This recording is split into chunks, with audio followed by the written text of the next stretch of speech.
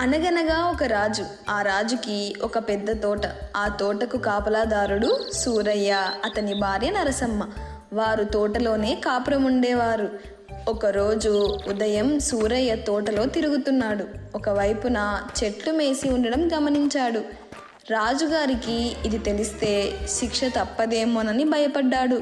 తోటంతా తిరిగాడు. కంచె అంతా బాగానే ఉంది. మరి జంతువులు లోపలికి ఎలా వచ్చాయి? సూరయ్యకు అర్థం కాలేదు. ఆ రోజు నుండి ప్రతి రాత్రి సూరయ్య మాటు వేసి కాపలా కాశాడు.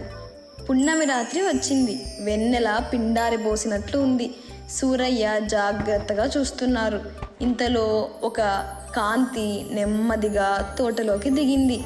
అది ఒక అందమైన రెక్కల ఏనుగు. మిలమిలా మెరుస్తున్నది.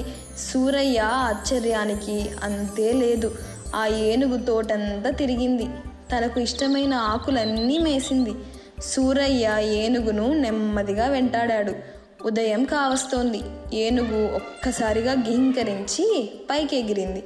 వెంటనే సూరయ్య ఆ ఏనుగు తోక పట్టుకున్నాడు.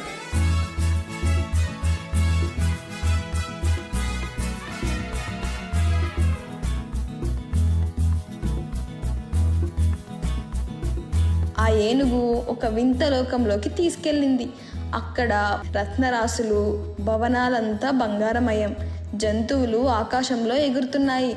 పక్షులు మాట్లాడుతున్నాయి. పాములు తోకలపై లేచి పడగలు విప్పి నాట్యం చేస్తున్నాయి.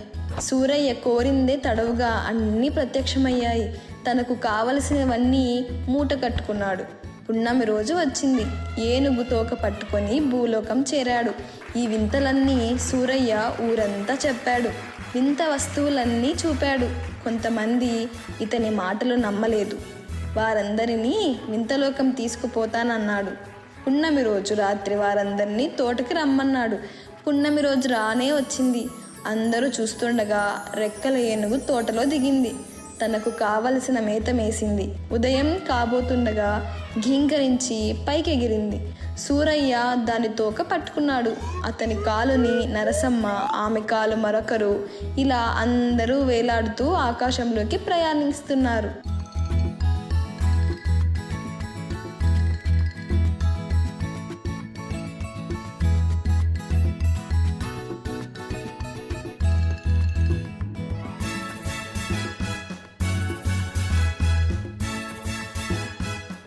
చివరిలో మల్లమ్మ వేలాడుతున్నది.